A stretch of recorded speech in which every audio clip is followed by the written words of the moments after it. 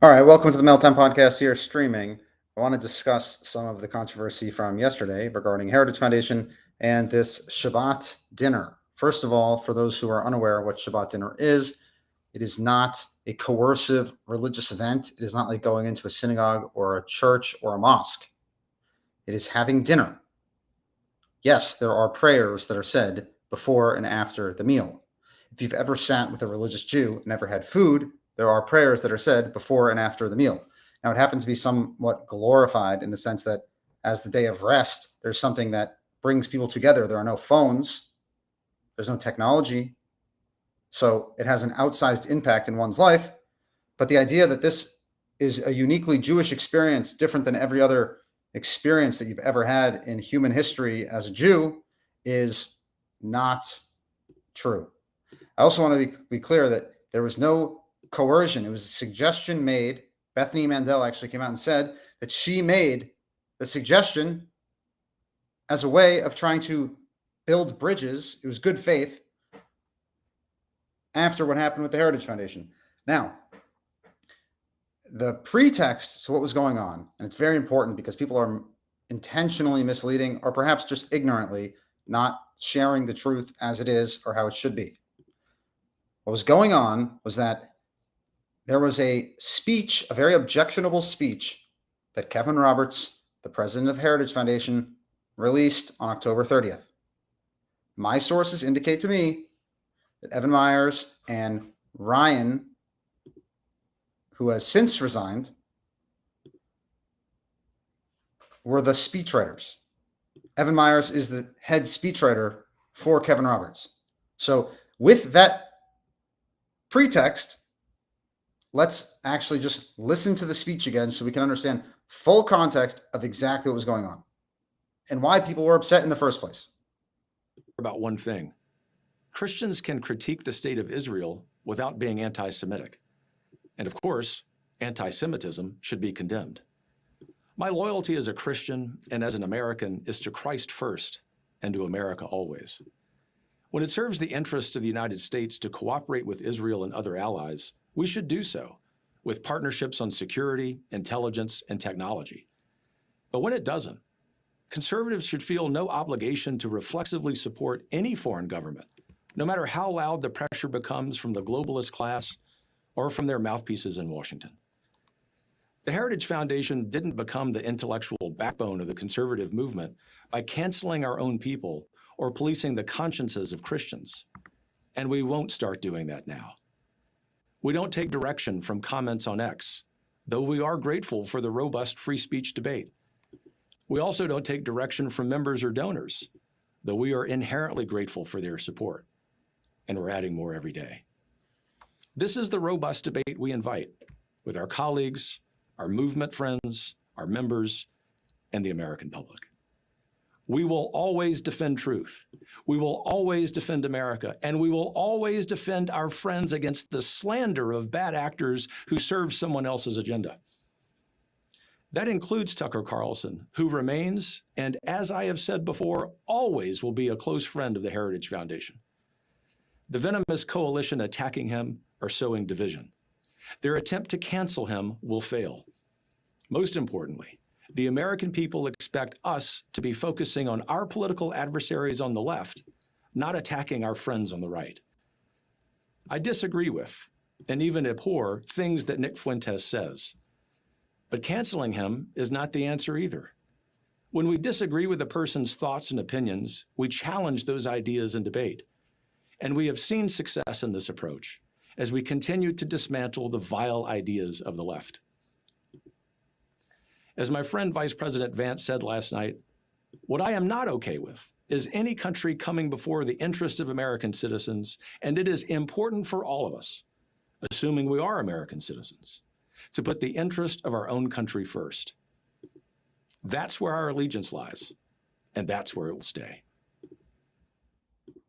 Okay, so what you have here is, again, as Kevin Roberts came out and said yesterday, he said in his speech, this was written not by him. Okay, so you have the Evan Myers is his chief speechwriter, and I'm trying to get Ryan's name here.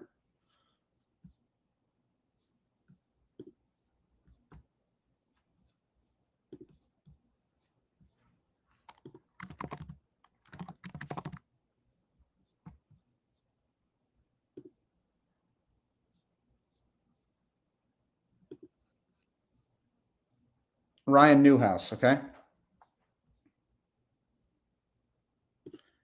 So Ryan Newhouse and Evan co-authored this speech, according to sources.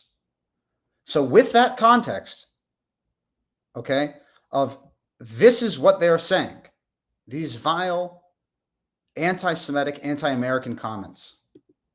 And I just also want to say, this has nothing to do with criticism of Israel or any sort of gaslighting in that sense. Feel free to criticize Israel all you want. I'd be happy to discuss that. I've had a lot of criticism myself. This has absolutely nothing to do with whether or not someone can push back or have good faith disagreement with Israel. Absolutely has nothing. Okay. So now let's go to what happened yesterday.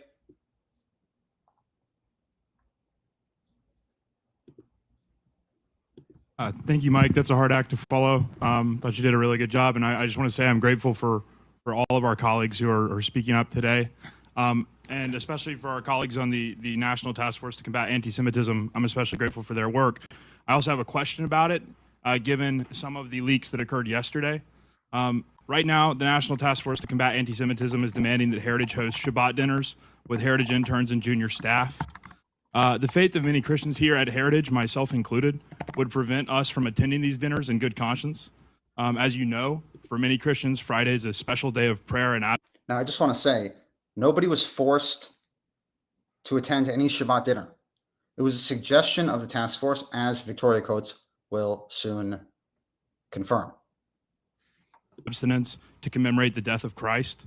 I assume that no staff will be required to attend the Shabbat dinners, but my concern is that these dinners will serve as a sort of informal litmus test, and I'm worried that they will hurt many Christians who are not anti-Semitic but don't feel comfortable attending a Shabbat dinner.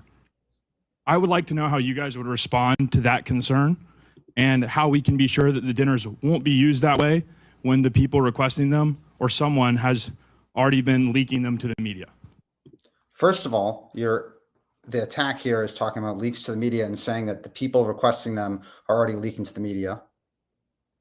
That's not true. We're not sure about that.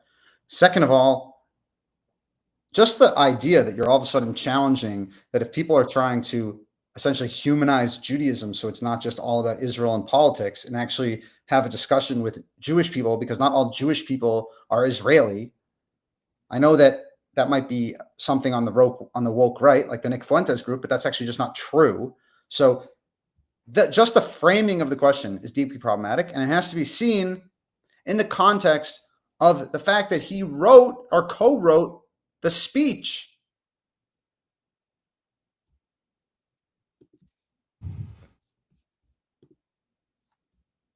Thanks, Evan. The recommendations, and that was the word, there was no demand was made. That is a gross mischaracterization of what was issued by the co-chairs of the Anti-Semitism Task Force yesterday, of which I am one. And I take some offense to that characterization. This was a recommendation, one of 6 recommendations that the co-chairs came to in consultation with the task force to try to provide Dr. Roberts with a path forward. As I said, they were recommendations. They came out of the conversation, which we were grateful to have with you on this topic. And one of the offers was if any Heritage staff would like to participate in this kind of a dinner as an educational exercise, not as a betrayal of their faith, that was an open offer from the task force. It was made in generosity of spirit and in the hopes of increased dialogue on this issue. And Evan, I'm deeply sorry that you could not see that as a generous offer, but rather a personal attack on you. It was not. Okay, that is the context that we're talking about here. There's no other context that we're talking about when it comes to what the heck is going on. All right. Now, when I got a recording of this and I put this out, the accompanying tweet that I said was as follows. Evan Myers, who has been credited with helping write Kevin Roberts' book and is reportedly involved in crafting his public statements, is said to have worked on the video Roberts filmed last Thursday with Ryan Newhouse. He has also stated that his faith, quote unquote, prevents him from attending a Shabbat dinner. Now, I had never heard of someone's Christian faith prohibiting them from attending a Shabbat dinner. I have still yet to hear any normative doctrine that calls for the absolute, that you're definitively and absolutely not allowed to attend a dinner on Friday nights. I just have not seen it. Nobody has presented that to me. Again, this is not saying you have to eat the food if someone's fasting, whatever's going on. Of course, you can do whatever you want. This was not even a litmus test. They're trying to say it's a litmus test. It's absolutely not a litmus test. Now, the context to actually understand the discussion was about the absolutely asinine and anti-Semitic video that Kevin Roberts put out. Without that context, something is clearly missing. So people are trying to take it out of context and essentially say that this is somehow an attack on his religious faith or his closely held religious beliefs. It's nothing of the sort. He can do whatever he wants. Let's just, again, reminder, some of the lines that were included in Kevin Roberts' original video. Globalist class, mouthpieces in Washington, policing the consciousness of Christians, bad actors who serve someone else's agenda. Canceling Fuentes is not the answer. Questioning allegiance to America of those who challenge Tucker's kookiness. So if someone had a hand in writing such a speech and then goes and suggests that he has a Christian doctrine that forbids him from having Shabbat dinner, it's completely reasonable to ask what the hell is going on at the Heritage Foundation. That's not an unfair question. No more, no less. This is not trying to tell people how to serve God. He can do whatever he wants. He doesn't have to go to Shabbat dinner. And while we're on the topic of Shabbat dinner, let's actually discuss what Shabbat dinner is. There's traditionally a song that's sang welcoming Shabbat, about the beauty of Shabbat, a prayer over grape juice, a prayer over bread, some words about God, a few songs if people want to sing, and benedictions after the meal. If you're to go to a meal with a religious Jew, any other time, essentially, they're going to say benedictions before they eat the different kinds of food.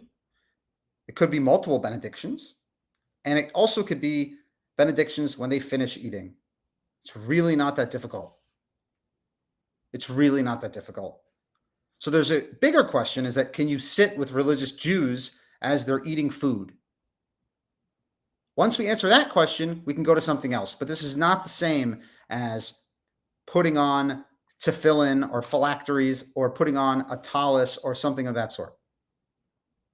Nobody is asked to participate. In fact, if you go to a regular modern Orthodox Shabbat dinner, half the place isn't even paying attention when most of the prayers are being said because they're talking about Taylor Swift or something else. So the idea that this is some sort of religious coercion is either deeply ignorant or coming from a very bad faith argument. And given the fact that this person was one of the co-authors, allegedly, of that Kevin Roberts address, seen in that light, it's problematic. No more, no less. So for the crazy ex-commenters and people who are going nuts saying that this is some sort of persecution and Jews are persecuting Christians, absolutely not. They were accused of doing that by Kevin Roberts, but that's not what's happening here. It was a simple invitation to actually understand Judaism because Judaism is being conflated with Israel, and Israel is being conflated with Jews in some parts of the conservative movement. So the very act that was attempted to be put forward was a counter to that lunacy. It has absolutely nothing to do with anti-Christian bigotry or anything of the sort. He is free to do whatever he wants. He doesn't have to show up. It was a suggestion in the recommendations.